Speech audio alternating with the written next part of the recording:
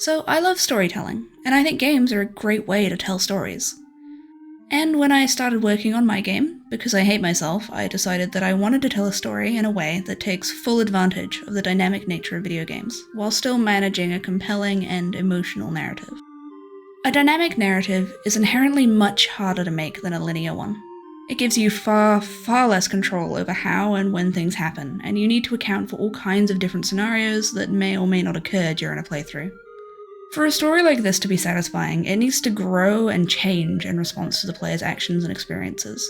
Otherwise, cracks quickly start to show and they pull the player out of the world you've built. I think a big part of building a convincing, dynamic world is the characters inside it. They need to feel like they're living their lives, making decisions, and reacting to the things that happen around them. I want to create a world that feels alive, that reacts to the player and to itself in believable ways.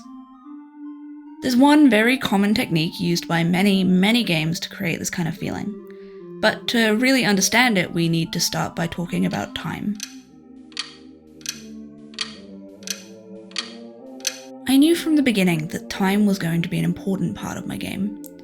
It centers around a medieval doctor and his battle against a horrific and unknown plague. For a plague to progress, to get worse and build tension, time is a necessary ingredient. But how? Okay, that might seem like a weird question, but I promise it's important. You see, different games handle time in very different ways. The possibilities are pretty much endless, but I think most games can be split into 3 main categories. Real-time progression is where time progresses, well, over time. As you're playing the game, time ticks along at a set rate, usually quite a bit faster than real life.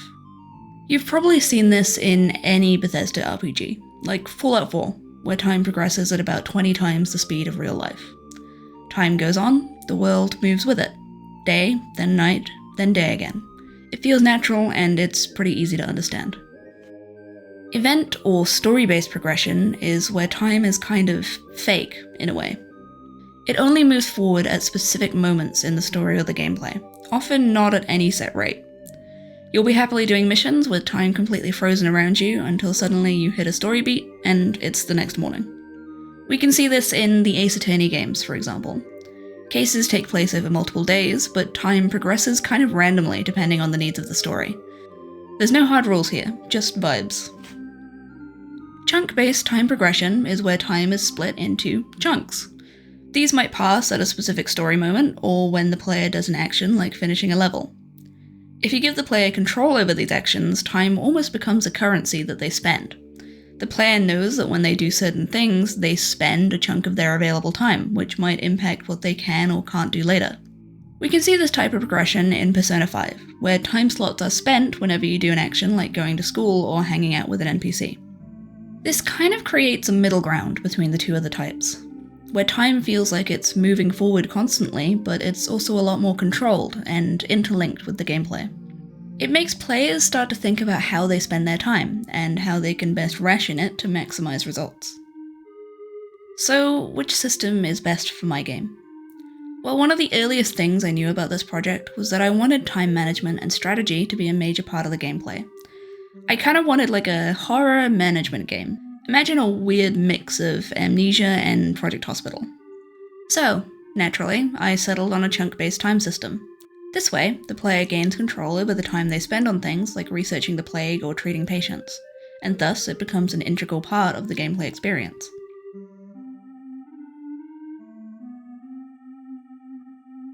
Here's how my system looks right now. Each day is split into 4 sections: morning, noon, evening, and night.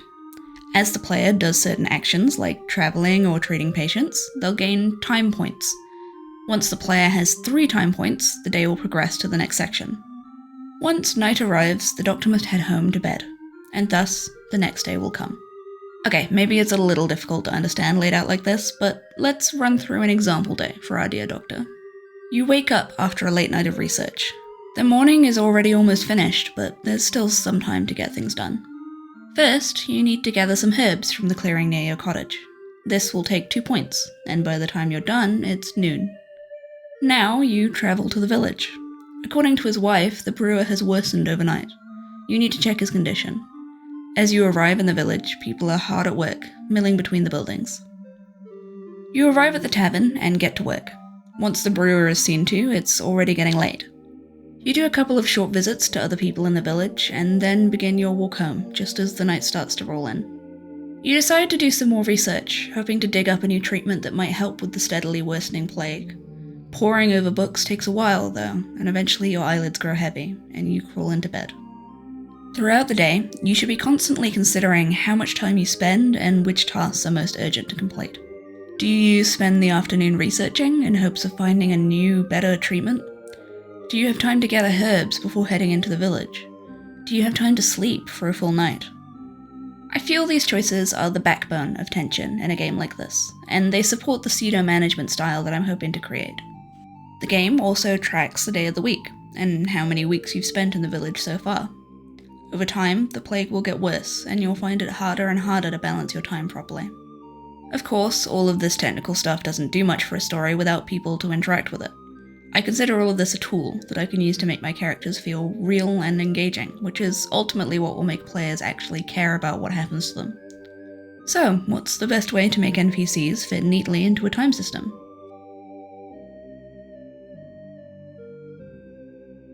If you've played pretty much any RPG in the last decade or so, you've seen NPC schedules. As an example, let's look at Skyrim.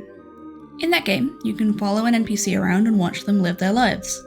They'll wake up, go to work, hang out at the tavern, meet up with friends to chat, and head home to sleep. Everyone has a unique daily schedule, and it can even change in response to events that happen in the game. It makes the world feel real, alive.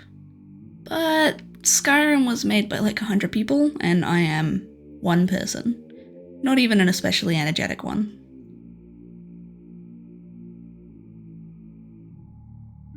Okay, so I'm not gonna be able to make Skyrim. That's pretty obvious.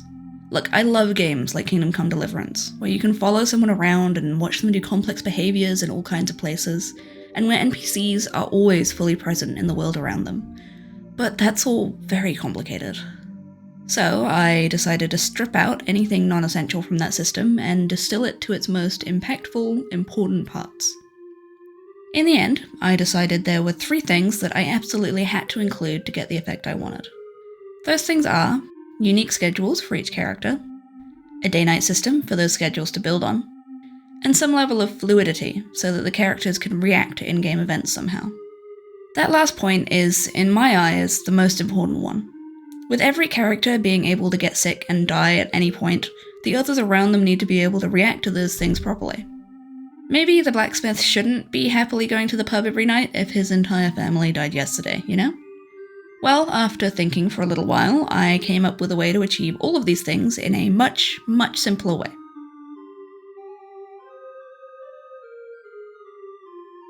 Okay, hear me out here. A lot of the complexity and challenge in a system like Skyrim's comes from keeping track of all of those NPCs all of the time. Live updates need to be constantly applied to every single character, and things like obstacles and enemies and their paths need to be taken into account. Basically, there's a lot of variables to manage. But what if, instead of actually keeping track of all that stuff, I just kind of faked it? A couple of months ago, I came across the absolutely phenomenal game Mouthwashing by Wrong Organ, and let me tell you, I was so mad. You see, I designed and coded this system weeks before that game came out, and then they did the exact same thing, but with flawless narrative design and amazing characters. And now it just looks like I copied the very good popular game. But I'm not bitter or anything. Not at all. But hey, it makes it really easy to illustrate what I mean when I say faking NPC movement. In Mouthwashing, characters move all over the place as the story progresses, having conversations and adapting to narrative events, but you never actually see them move. They don't even have walk animations. In reality, they just teleport around when you aren't looking, either in loading screens or when the player's back is turned, Weeping Angel style. They just instantly appear at their next location and start doing whatever. So what if I just scaled this up to cover a whole village? Instead of my villagers constantly wandering around, worrying about pathing and obstacles and live tracking, they just kinda showed up when they needed to? What if I didn't have to keep track of everyone, just the ones that are immediately important?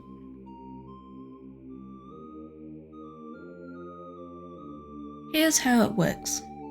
Whenever the player enters a new location, like let's say they go into the carpenter's house, the game will run a few simple checks. First, it looks through all the character schedules and asks, is anyone meant to be here right now? If the answer is yes, it checks exactly where they're meant to be and what they're meant to be doing. Then it drops in their model and gets it to start doing the right animation. So, if Charlotte the carpenter's wife is meant to be chilling on a bench doing embroidery, it will drop her in the scene and feed the animator the correct animation. And boom, when the player loads in, she's right there. This makes the characters much simpler to handle. They don't even need movement animations. It's kind of like each scene gets set up right as the player arrives, creating the illusion that everything is fully functioning all the time. This same kind of update happens whenever the player does something like gathering herbs or looking after a patient. These things trigger a short loading screen, which is the perfect moment to run checks and update the world while the player isn't looking. Then, once they've finished loading, wow, time has passed. The world will feel like it's all in constant motion, when in reality, the game is only ever paying attention to the tiny space the player currently occupies. Think of it like a play. Every time the curtains go down, I run around like a madman getting things set up and moving actors around. Then, the curtains rise, and it all seems like it's seamlessly transitioned, like things were alive and moving even when the curtains were closed. This should make the world feel dynamic and alive, while avoiding the massive technical overhead and complexity from something like Skyrim or Kingdom Come.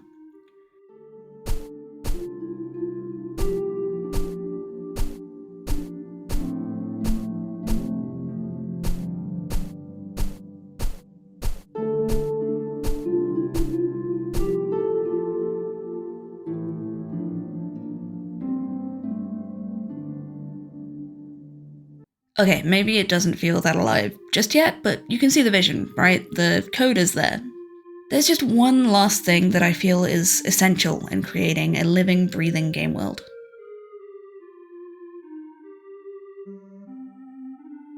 NPCs going about their daily business and responding to in-game happenings is great, but I feel like this kind of system will always be stiff and robotic if all the NPCs are just ignoring each other all the time. Humanity is a central theme of my game, and how much can you really explore humanity without some kind of human connection? So I came up with my event system. An event will happen on a specific day at a specific time in a specific location. For example, the Mass event happens every Sunday morning in the church. An event can involve one or more characters, but not everyone has to actually show up for the event to happen. For Mass, every person in the village is invited, but only the priest is strictly required for the event to occur. When an event triggers, characters will attend it instead of following their usual schedules. There, they can engage in conversations with each other that appear as text above their head. It's inspired by the dialogue in the game Darkwood. These events are super flexible, and they can even have conditions, like will only happen if this person is alive and this person is deathly sick. For example, if the knacker's daughter dies, instead of doing his normal chores each morning, he might instead spend it sitting at the edge of the cliffs, looking out over the ocean. I've got a whole bunch of events planned, from gossiping townswomen to forbidden romance to shady business deals. I think this will really open up the village's potential for storytelling and interesting character moments. It will also reward the player for paying attention and exploring. You may even find that certain events change if the player gets directly involved.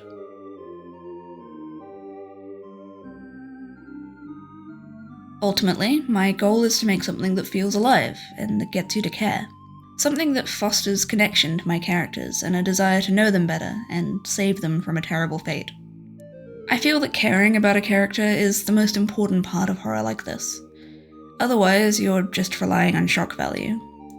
Of course, all of this is subject to change as development continues, especially as I get feedback from playtesters. On that note, if you have any comments, critiques, or ideas, please leave them in the comments below. I love hearing what people think about the project, and I'm always looking for new perspectives. I'm also pretty active on Discord if you want to chat directly. You can join using the link in the description. We've got memes and pet pictures, and you can even vote on which video comes next. If you want to keep up with the game's progress, hit the subscribe button and drop a like. I really appreciate it, and it really helps me out with the algorithm. As always, thank you for watching. See you next time.